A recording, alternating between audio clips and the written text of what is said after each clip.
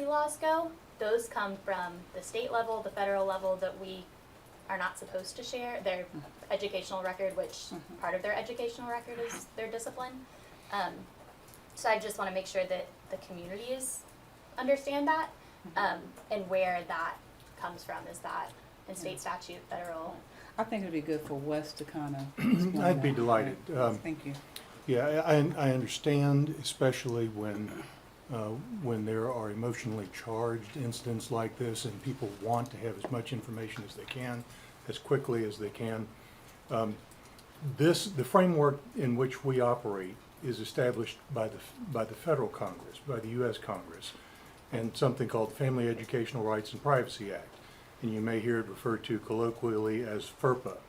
But the Family Educational Rights and Privacy Act says parents have a right to access information about their child. It also says they have a right to privacy that makes sure that no one else can access information about their child. Florida has adopted a statute that mirrors this, which they're required to do, and that is how we're required to govern ourselves.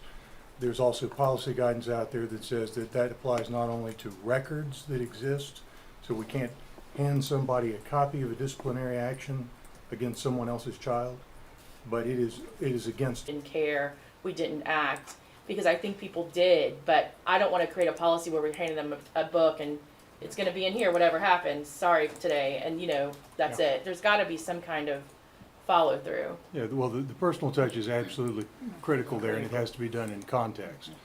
I just wanted to be clear. There is a bright line between what can be released Right. and what cannot. Right. Thank you. Thank you, Mr. Bridges. Ms. Fields? I think my last statement on this in question is, Ms. Byrd, Superintendent Byrd, did you not make a call to the mom? I did. I spoke to, after I actually got the information, I spoke to the mom that same evening, yes, I did. Okay. We had a conversation. So that conversation was had. Yes, and I told her I would be at the school the next morning, and you along were- with law enforcement, discipline, and yes, we were there the next morning. Thank you, Ms. Fields. Any further comments about this particular matter? Okay. Other comments? Ms. Fortney? Ms. Porteous, I wanted to say thank you for the new teacher reception. That was really nice.